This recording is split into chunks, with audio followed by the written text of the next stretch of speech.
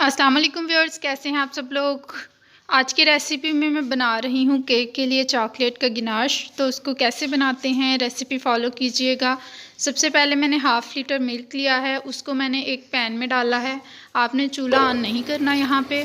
और उसमें दूसरी चीज़ जो जाएगी वो आपने शुगर ऐड करनी है, अकॉर्डिंग टू टेस्ट आप ऐड कर सकते हैं। और उसके बाद जो थर्ड चीज़ इसमें जाएगी वो है कॉर्नफ्लोर। कॉर्नफ्लोर के मैंने 3 to 4 टेबलस्पून ऐड किए हैं। यहाँ पे आप 4 टेबलस्पून ऐड कर सकते हैं।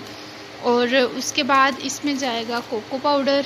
कोको पाउडर बाज़ार से इजीली अवेलेबल है, तो आप उसको ले सकते हैं और उसको हम इसमें ऐड कर देंगे। उसके मैंने डाले हैं 3 टेबलस्पून। और उसके बाद हम इसको अच्छी तरह से मिक्स करेंगे। याद रखिएगा फ्लेम अभी तक मैंने ऑन नहीं किया।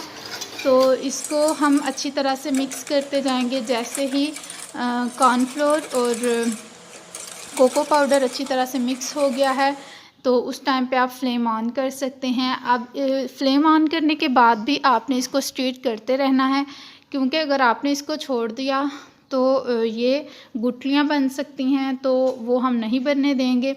कंटिन्यूसली इसको हिलाते जाएं, फ्लेम मीडियम पे रखें और देखेंगे आप 2 ही मिनट के अंदर अंदर जो है हमारा दूध जो है वो गाढ़ा होना शुरू हो जाएगा। गिनाश अच्छे से जब तक रेडी नहीं होता हम इसको मज़ीद गर्म करते जाएंगे। और ये देखें यहाँ पे कंप्लीट गाढ़ा हो गया है। अब हिलाने में भी थोड़ी मुश्किल हो रही है। अब मैं आपको इसको चम्मच के ज़रिए दिखाती हूँ कि ये कितना गाढ़ा हो चुका है, कि आप इजीली इसको केक के ऊपर लगा सकते हैं, कोई भी मुश्किल नहीं होगी। और वीडियो पसंद आए तो लाइक कीजिएगा, कमेंट करके बताइएगा कैसी लगी।